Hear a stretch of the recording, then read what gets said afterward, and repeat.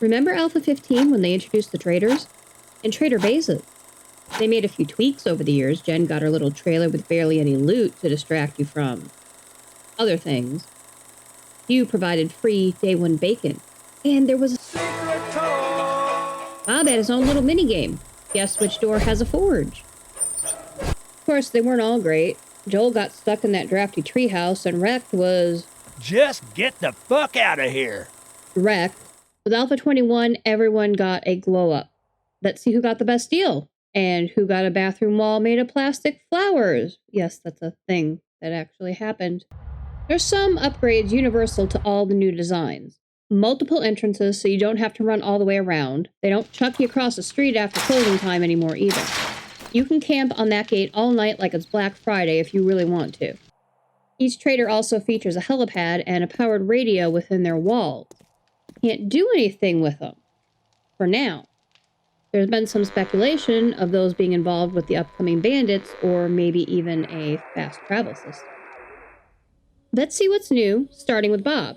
No more squeaky doors. He has his own garage now, and it's worth mentioning when the mod packs catch up to this update that garage is going to be a gold mine.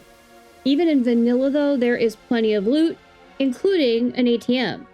Outside we have a little container condominium situation going on and a nice upgrade from that self-storage with the see-through chain link surrounding it.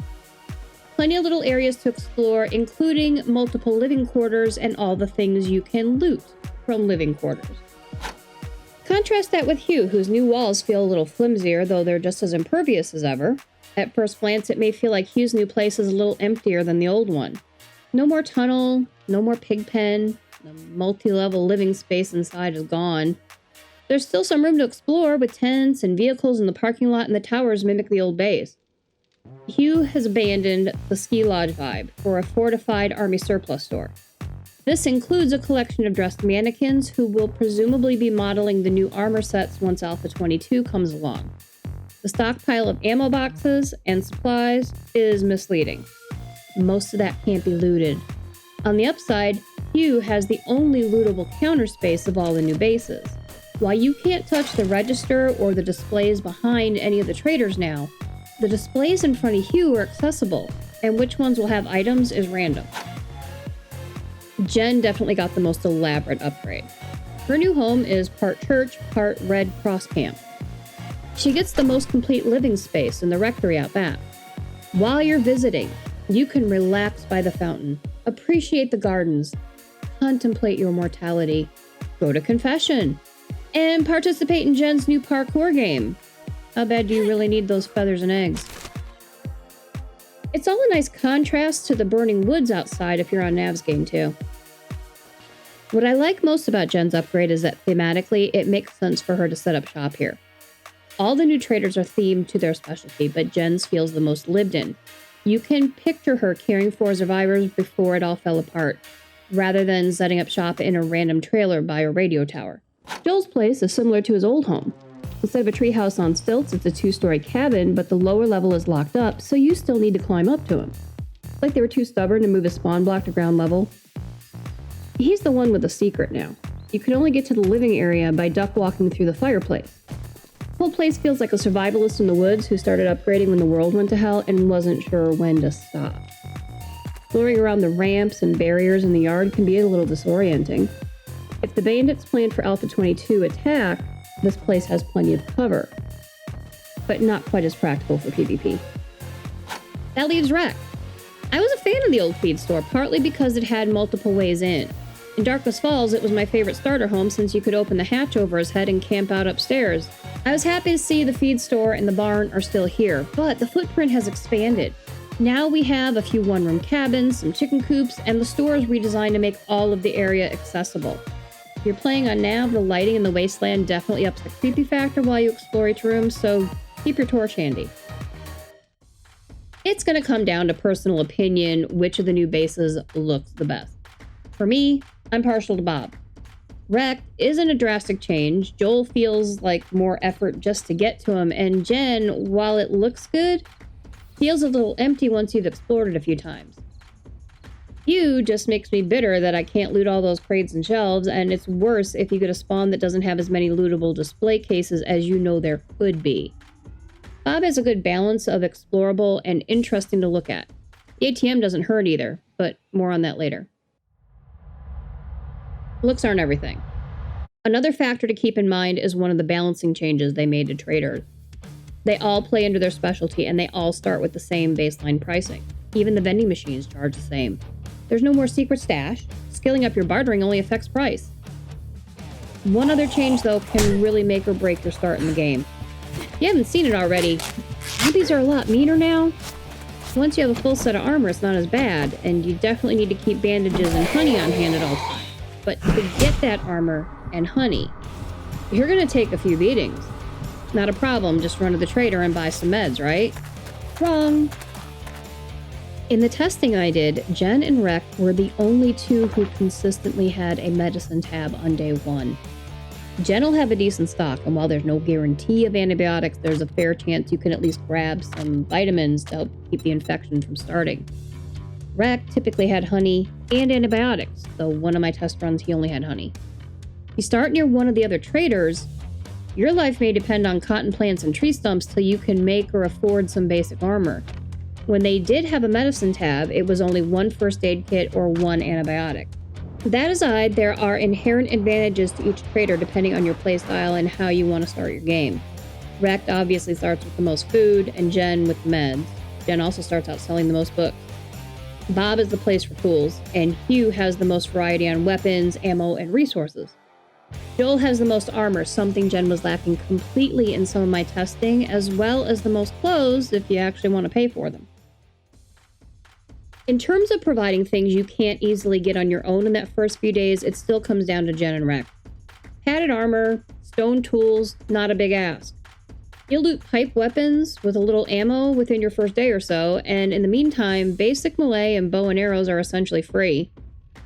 Drinkable water before you get a cooking pot, also more likely to be sold at Rek. And healing up from the multiple status effects takes the most effort if you're roughing it without a trader to help. But what about the loot? This is the part of the testing where it got nerdy. This was all done on default settings, spent no extra point. I started out on Navsgain, looted each trader completely, then I sold back everything they would buy, did a lot of math, made an Excel sheet, restarted on some pre-gens and random gens until I had an example of a trader from each biome. Interestingly enough, the biomes didn't make that big of a difference overall. Averaging the results by biome, snow and wasteland traders came in second or third in most categories. I settled on 5 categories. How many types of items I looted from each, how many total items, how many were unsellable, how much I earned from what could be sold. Then I threw in a book count since that seems a little more important now than it used to be. If you want to skip all the math, scoot to the timestamp here to get to the final totals. Starting with total item types. In other words, how full is your inventory by the time you're done? Bob and Jen tied for the lead, averaging 48. And Rek had the least variety, 27, including individual magazine titles counting separately. Total items gets a little weird because of Bob's ATM. Since I looted a lockpick on my first run, I figured I'd give it a shot, and turned out on all 4 runs, I got the ATM open using only lockpicks looted while I was there. Having a stack of old cash, ranging from 300 to 1100, definitely inflates the numbers a little on total items, but even without it, his numbers come out on top. Joel averages less than 400. The ATM also played a role in how much you can earn by selling everything, whether you need it or not. Bob's 2092 includes that old cash. Jen's in second with 1265, but her numbers were all over. 665 in the snow, nearly 2300 in the desert. Rek likes to watch you suffer. As for the leftovers, this is where Jen comes out ahead, but the range is a lot smaller than some of the other categories. 249 unsellable things, rotten flesh and blood bags, or less than sellable quantities of basics like wood and iron. Joel and Rek were fighting for last place, but on average, Rek had the least scraps. How about the book? This is the one place where Joel can win. While he doesn't have a lot, he does have 3 book piles in the shop and 1 to 2 more downstairs. He averages 10, while Hugh and Rek have 4. In the Wasteland, he only had 2. So So where does that leave us? Well, leaves me with a headache. But to sum it all up, Bob won the most categories, with or without the ATM. Jen was right behind him. Hugh was a strong third, getting second a lot, but never winning. Wrecked ultimately did the worst, but that's only from the boost Joel gets from the book count and the sell values. Here's all the numbers if you want to pause and get your nerd on. Otherwise, Bob winning that one could be a real advantage depending on where you're playing, because the last thing to look at is location. If you're on a small pre-gen or random gen, you're stuck with what you get. On a 10K, you should have 4 of each trader scattered around, so you probably have 1 in each biome. On Navsgain, though, you already know who goes where. Bob's in the desert, Joel's in the forest, Hugh's still playing snowman, and Wrecked is farming in the wasteland, because of course he is. Jen's in the burnt forest, which only exists on Nav and makes this a little more interesting. First off, it's important to know the game stage got an upgrade in Alpha 21 too. If you want a full breakdown on the changes, I'll link the really cool video Guns, Nerds, and Steel did about it, but for this conversation, what you need to know is each biome beyond forest packs an automatic flat amount on your game stage. If you try to set up camp in the snow and hang out with Hugh, your day 1 game stage is 26. And Wrecked takes it to 39. On top of the local residents, your wandering hordes are going to be ugly if you're not ready.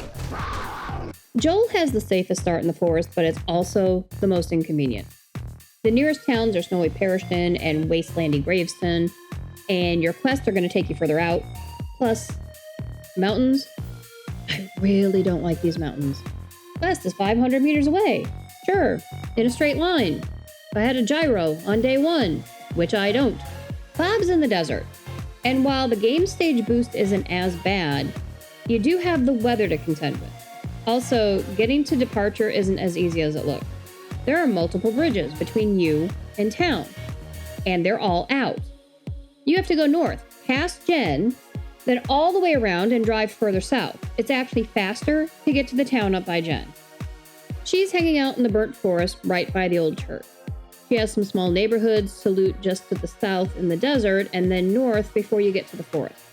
Just beyond that is Dyersville. With both traders so close, choosing either puts you just down the street from the other. If difficulty and weather aren't an issue for you, Hugh actually has the best location. Close to Periston, and he's not all that far from Dyersville either. You can set up camp just south across the snow line in the grassy area and just make runs up to trade with him and get your quests. Let's say you woke up today and chose violence. Well, you could hang out by Wrecked, but you can't set up too close. He's nestled in a little valley, nothing really buildable unless you want to carve out some wasteland. For the POIs in the town right next door, not an easy day 1 clear, and you'll be running a while to get a lot of your basics. Once you have transportation and some weather protection, these decisions won't matter as much. But on day 1, Jen is probably an easier start. Set up in the old church or across the street if you want better weather, run down to Bob's, loot up, see if he has any quests to the north, then back up to Jen and do the same. If you're not on Navsgain, take time to explore before you choose a permanent location. So who won? Overall, probably Jen. She escaped her tin can, starts with lots of stuff you need, and at least on Navsgain, she's centrally located. Or lawn's kind of crispy right now. Let me know what you think. Safe travels.